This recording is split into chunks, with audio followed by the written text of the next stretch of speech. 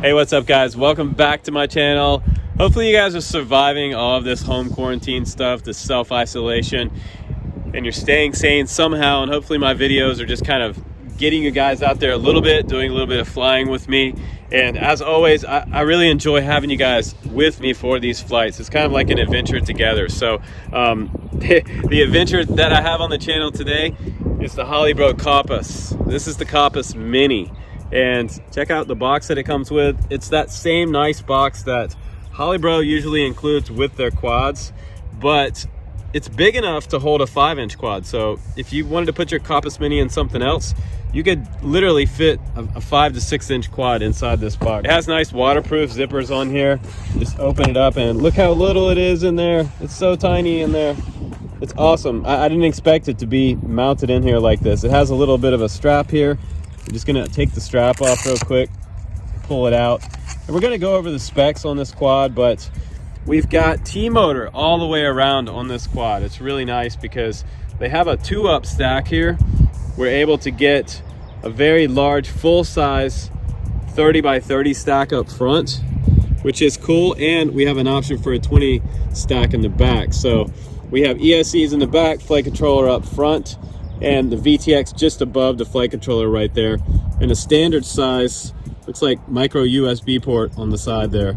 And we'll go over this quad a little bit more. We have T-motors on here, and those are good up to 4S batteries, 1507 3800 kV motors, and these are the T-motor, the newest T-motors on here. And we have a Foxeer Razer camera, which is a super nice micro cam. We've got a Foxeer Lollipop 3 on the back, which I've shown you guys before on the channel. I use these a lot. They work pretty nice. And we have an XT30 in the very back. Unibody bottom plate, which is nice. Quick and easy if you need to do a rebuild. And if you wanted to, I think you have enough room in here where you could do like a CADX setup on here. So you could mount an ESC stack in the back on that 20 by 20 spot. And then you also have, it looks like you have a 20 by 20 spot just below the 30 by 30 spot right there. So you also have that option. 2 options in the very center of the quad, which is nice. So a lot of options with this little frame. And I like this little TPU mount they have in the back right here. That's not coming off unless you really crank it. They also have a spot for the power cord to go up the back right here. And it kind of just snaps into this TPU mount. Just gonna bring it down and under here. And just like that, it has a full-size beeper on the very back right here as well. Now, if you want to put a little bit larger battery on here, I think the standard battery on here is going to be around an 850 for freestyle. Longer flights, you could probably even cram a 1300 on this top mount. If you want to mount the GoPro TPU mount up front, you can also do that if you want to carry a GoPro. This little thing will rip and carry a GoPro, so we'll see how well it can handle and what the flight times are going to be. But really briefly, guys, I'm going to go ahead and put the specs up on the screen for you before we start, and we'll go out and do some ripping together out here in the field. It's like such a nice day. I was with the family earlier, and I just kind of slipped away to get out here and do one flight for you guys this afternoon on the weekend, but it's just really, really nice. So I'm going to go ahead and put the quad up in the air right after we do just a short spec check. Here we go. Okay, so let's check out the stuff they put on here. I have the Foxeer Razer version. That's the analog version. Comes in around $179 bind and fly. You can also get the DJI Air unit version, which is cool. It has enough room for the full-size Air unit or the CADX Vista. The frame itself is 3K carbon fiber, 2mm top plate, 3mm 3K carbon fiber unibody on the bottom. And we also have the flight controller on here is a Kakut F7, the HD version or the analog version, depending on which one you get. It has 2 different stack mount options on here as well, like I talked about before. It has 2 versions, I believe 35 amp and a 45 amp version, Teco 32 ESCs, and I believe those are BL Heli 32s. And for the VTX, you either get the DJI Air module version or you get the optional VTX that comes along with it with smart audio. Now the motors, like I said before, those are 1507 T motor 3800 kV motors, plenty of pep in those motors, and the propellers are 31 43-inch props. We have a wheelbase of around 148.6 millimeters, and you can get it under 250 grams, which is pretty awesome, with a 4S650 battery. So let's go ahead and put it up for the flight test. I want to show you the Razer camera. It's a little bit later in the day, and it is a little bit overcast right now. There's a little bit of sunshine creeping through, but the clouds are in and out right now. And honestly, the DVR doesn't do the camera justice, guys, because this is what's being recorded from my Fat Sharks. I'm actually wearing my HD3s, so HD3 DVR is not quite as good as my 030s that I normally have, so you might see a little bit of difference here. But let's go ahead and talk about the flight characteristics of this quad. If you want to fly it without the GoPro, it will absolutely rip BALLS. I mean, this quad will do anything you want it to do freestyle wise. Now, if you want to put a GoPro on it and you're one of those guys that wants to fly a small quad with a GoPro, you want to film some freestyle, you can film freestyle and do freestyle without washout or any weird flight controller trip ups. The tune is really good on here. The next great thing about this is that it also has duality. This quad can do either cinema or freestyle, so I can get some pretty amazing GoPro shots that look very similar in stability mode to any of the 3-inch Cinewhoops out there with the foam bumpers. So if you're the guy who wants to get the freestyle quad or cinema quad, that type of quad that has the best of both worlds without the bumpers, and you want something that goes way faster than a Cinewhoop, this is the one to get. It looks very similar to the Holybro Kopis Cinewhoop, but the frame is completely different. It doesn't have the extra struts on there, and guys have been taking their foam bumpers off to get them to fly like the Kopis Mini will out of the box. So if you want to get a Cinewhoop, you can take the ducts on and off to be able to freestyle with it a little bit, but it's still, I don't think it's gonna fly as good as this one does freestyle, because that's what this one's meant for. And with a DJI setup, I think it would be even better.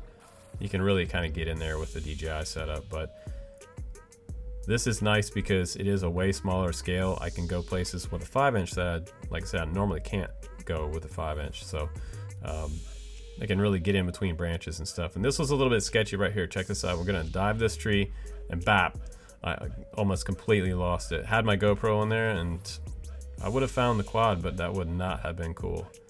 This quad would have been super dirty. Possibly broke some props. I only had one set of props out here this afternoon flying this one. That's usually how it goes. So it's a make it or break it type of day. Literally. But I'm able to get around 3 minutes if I do a full out rip session with this quad with a GoPro on it. Without it, you can get 4 to 5 minutes. All right, guys, kind of like a little mid review type of report on the first couple experiences that I've had with the Kopis Mini. This was the first pack that I flew, the 4S850. So my first flight, you guys saw that. Hopefully my DVR recorded it. If not, I'm just gonna tell you about it. I've been having some issues with my SD cards and my Sky 030s. I've got some new cards that not quite working right, but if you saw that video, you noticed that right away that the video was super staticky. It's defaulted to 25 milliwatts. So out here in this field, there's a lot of trees that I like to dip down through, and there's actually some metal spikes that are about 3 feet tall. They're extremely hard to see on the FPV analog video, but what happens is when you get close to those metal spikes, it bounces the reflection of this signal all over the place. So it's really bad back to the goggles on 25 milliwatt. Now, if you're out here in a big field like this and you're not going off the edge of the field into the trees, 25 milliwatt's fine. If you're doing racing close up, no big deal, multi-GP, whatever. If you want to do some dip diving down in between these trees out here, you need to crank the VTX all the way up, and that's what I did. I cranked it all the way up as far as it would go, full blast, and there's no one out here flying right now, so I've got, you know, freedom to do what I want with my power. So I went full blast with it, and that cleaned it up a lot. I feel like this antenna could maybe be a little bit higher back here. They don't have a lot of TPU around at least half of it right here, which is a very good choice. I've seen companies cover that up, and most people will cut it back down a little bit, but it would be nice if we could get this a little bit higher, but the way it is right here, it's going to be more durable. So durability, But once I went full blast with the power, it cleaned it up a lot. So a lot better down closer to those metal spikes and down in behind the trees. Also penetration with the RXSR seemed to be good out there behind the trees, no fail safes. I've had fail safes with the XM Plus out in this field behind thick trees. The power system on here on 4S, the low end's great. If you are new to FPV, fly it in stability mode first, learn how to fly stability mode as always, and then move up to acro mode. And once you start flying acro mode and you want to freestyle this quad with no camera on here, I think you're going to get the best flying experience out of this quad with no camera, no GoPro, anything. Just fly it purely analog camera on here, record your videos on DVR and share it that way. But I think it's great. The power weight ratio on here is through the roof. I maxed out at like 70 amps or something like that on one of my punch outs, and this thing goes like straight up. It was crazy. We also did a little bit of a free fall, what I call a dead man, where you're flying along, you go up and you look at the sky and you fall straight down backwards and you hold it for, you know, a couple seconds. The mid-flight report, it's all done now. It's flying extremely good. The tune is rock solid, which I expected from Holybro. So I had a small worry that there might be some vibes right off the bat with this quad, and I might have to tune it for you guys, but stock tune is good. So no stock tune needed on here. Let's go ahead and slap a GoPro or my 360 camera on here, and we'll do some cinema flying with it now. Freestyle is, I'm gonna say 2 thumbs up for the freestyle. I'm holding the camera with one hand here. So let's go ahead now and put a camera on there and do some cinema flying. Here we go, guys. Okay, here we go with the GoPro on there. You saw what the Razer looked like. The Razer looks pretty good. I swear the DVR doesn't do it justice though, guys.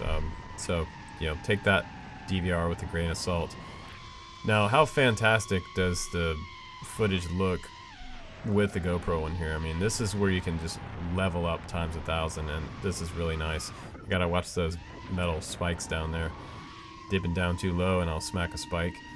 And I can see those spikes with this camera, but we're gonna try not to crash this right now. There goes a bird.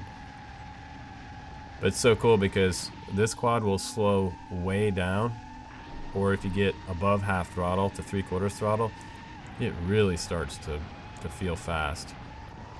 It feels fast, but with the GoPro on there, I feel like I can still catch it if I come back down from a dive, but I have to really go full throttle. So keep that in mind. When you add the weight of the GoPro in here, you will feel it in certain instances where you think you need more throttle. You'll be full throttle, balls out, trying to get out of a maneuver before you hit the ground, before you bottom out. So that's one thing to think about, and that's kind of a 3-inch characteristic.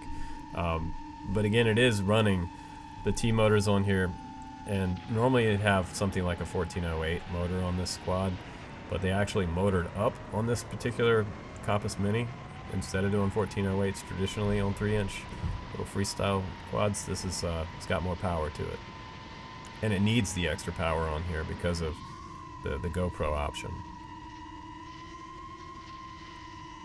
And right there, coming back around the field, super smooth with hyper smooth. My Hero 7 is looking good. Still not a bad camera. I've been using the 360 camera a lot this year, and it's kind of my preferred camera of choice. But I had that issue where when I put it on this quad, it just had that freak out, and the motors got hot, and I just had to stick to the GoPro for this particular review for you guys. But hopefully you're enjoying seeing what this quad's capable of. I don't think there's a whole lot of reviews out there on this quad right now, so this is kind of nice. This is kind of a first look at the Kopis Mini. And again, it's not, you know, it's not exactly a Cinewhoop, so it's not gonna freak out when you try to freestyle it. If you're learning freestyle also, this would be a good one because it's a fairly simple frame to work on, and it has a lot of options for stack additions. If you burn anything up or blew anything up, it would be easy to work on because it smaller scale sometimes has a lot less wires and stuff going everywhere, and it's just a little easier to work on, especially with the 4-in-1s. But the only the bad thing most of you guys know about 4-in-1s is that if you burn one out, you gotta buy the whole stack, or the whole ESC part, the 4 ESCs together, not the whole stack. But it freestyles great. I'm enjoying the freestyle aspect of this quad.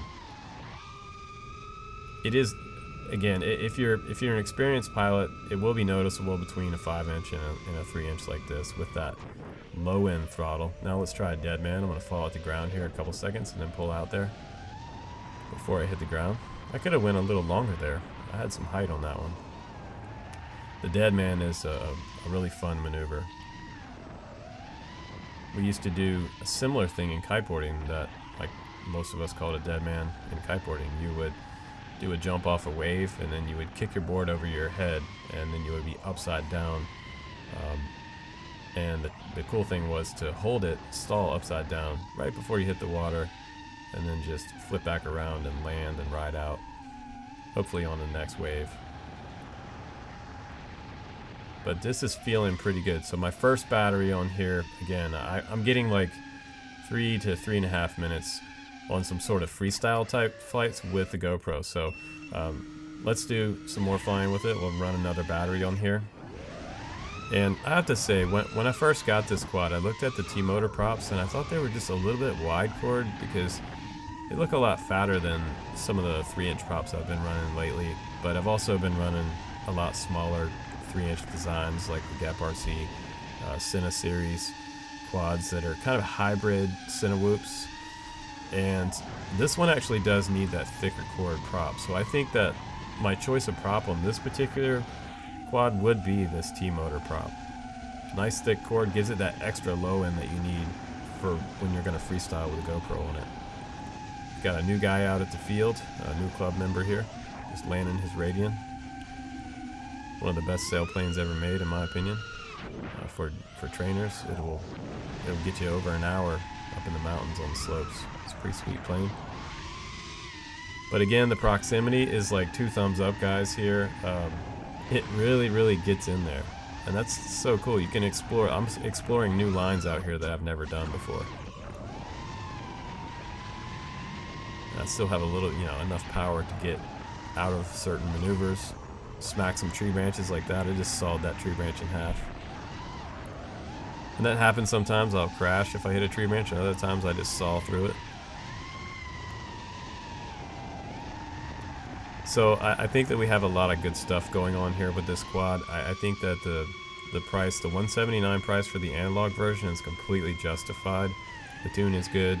The components are top shelf bind and fly components.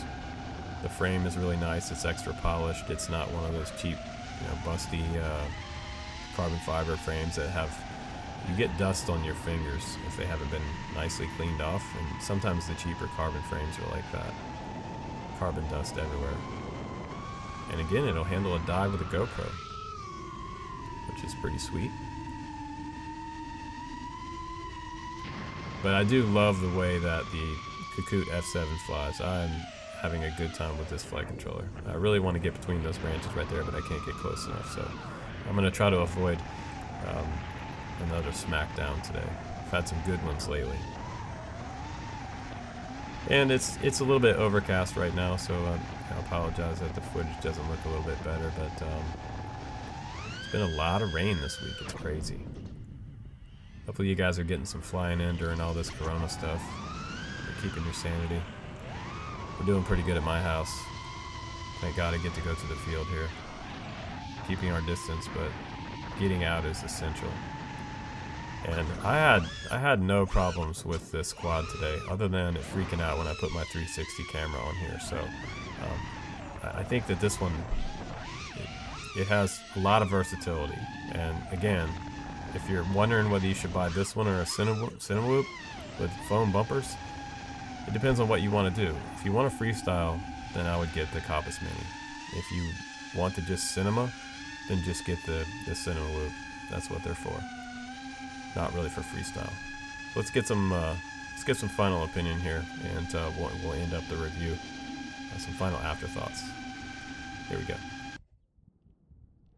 All right, guys, time for some after flight talk and some kind of final opinion. We're going to talk about the good stuff, the pros and cons about this quad. I'm going to start out with most of the good stuff that I like about it. I like the motors. I like the props that are on here. The T-motor props are actually pretty good. They're pretty wide cord, and they have a nice tapered end. Not quite a bull nose. And I will say that if you're going to put these props on, you want some type of motor wrench. You can get some motor wrenches. I believe Hobby King sells them. It'll allow you to hold down the brushless motor while you crank on that nut on the very top. It's just a little bit hard to get these prop nuts on without any type of motor wrench. It's just a little bit difficult. And motor wrench, you just have to Google that, and it'll hold the motor still without damaging the bell. Pretty nice to have. I think they're about $8. My main battery for this quad was the 4S 850. It fits nicely on here with the GoPro in the front. I think that the footage looked pretty good back from the GoPro, and the tune is impressive. The tune is really great on here. It will carry a GoPro, and you can still get close to 4 minutes. If you're probably doing some freestyle, you're probably going to get 2.5 to 3 minutes with a GoPro on this quad, because the motors are quite beasty. If they'd have motored down a little bit from 1507 to 1408, we might have had a little longer flight time on this quad, maybe 5 minutes. If you're just flying and cruising and doing like some cinema stuff out here, you might even be able to get 5 minutes if you're careful on the throttle. If you're doing any freestyle with the GoPro, you're definitely going to be around 3.5 minutes to 4 minutes max, I think. So I pushed this battery for you guys like to the very end to be able to get like a little over 4 minutes. The other thing I like is the camera on here. The Razer from Fox here is actually a really good camera. It's a little bit dirty right now, but the TPU mount has it dampened kind of nice. The VTX is good. The ESC has an extreme burst on it, up to about 70 amp as well. That's pretty impressive as well on the 4S battery. These motors draw a lot of amps, so it's good to be able to have the amps up on the screen and show you guys. And the GoPro, it fits in there quite nice. It's not super tight. This TPU mount is really easy to get the GoPro in and out of there, and this is my 7, so I can do it with one hand. And I have another quad over there that I'm testing out. That's you can see it right there, the green one. That is the iFlight Titan XL5. That one's a lot harder to get the 7 into on their TPU mount. But Holybro seems to have a nice mount here. Nice for the 4S 850. If you want to get over 5 minutes, fly a 4S 1300 on here. Just put an adapter like I have here on this battery down to an XT30, and you can fly the larger batteries. Let's see some. Now, one thing that didn't really work out so well in my testing is my 360 camera. I did a top mount like I traditionally do with most of our flying. Mounted it right on top here, put the battery on the bottom, and as soon as I took off, I thought it was the battery that I was using. I have an old Tattoo battery, but it just tanked immediately down to like 13 volt, and it sagged like super bad. I don't know if it's the weight of this camera or the CG change, but the quad didn't like it, and when I landed, the motors were extremely hot. So I don't know about any like hard mount 360 action on this particular quad. I've flown this camera same way, hard mounted on other 3-inch quads, and I wasn't able to I mean, I was able to do it, but I wasn't able to do it on this one. So one thing to think about. Also, if you're going to get the XM Plus version or the RXXR receiver, I'd say get the RXXR receiver, because it goes way up there. I was able to get way up in the sky with this quad with that receiver. I didn't have any problems with fail-safing out there in the trees, and my XM Pluses have fail-safe right on that second road over that way, right behind this thick stuff right here. That's, it's Christmas tree stuff. It's Oregon thick, super evergreen, little mini Christmas trees, maybe a couple Doug firs in there, I don't know. But I think overall it's a good little ripper. It's worth the money because of the components that are on here. If you want to fly it without a GoPro, that's going to be your best performance. You're going to easily get 5 minutes out of a 4S 850 with no GoPro. That is good news for you guys. So I think the overall package is nicely presented as always. Holybro, nice case that we got with the original Kopis series. It's the same size, so again, you can put 5-inch in there. You get some extra hardware stuff along with it as well. You get this foam pad that comes along with it, and a spot for putting some extra 3-inch props or 5-inch props or whatever you want to put in there to carry along with your Kopis Mini. But yeah, it's not bad, you guys. So that's the end of my review, guys. Thank you so much for watching my channel, and I hope you guys are staying sane out there and the hobby's helping you guys kind of get through this whole quarantine thing. It's, oh man, each day seems to get longer and longer, you know, but I'm hanging in there because I get to go out and do this cool stuff for you guys, and I still get to fly, so that makes me really, really happy. But guys, I appreciate you watching my channel. I'm Justin Davis. Take care, and I'll see you on the next one. This was a little Kopis Mini. How cool is that? Be well, guys. Stay safe.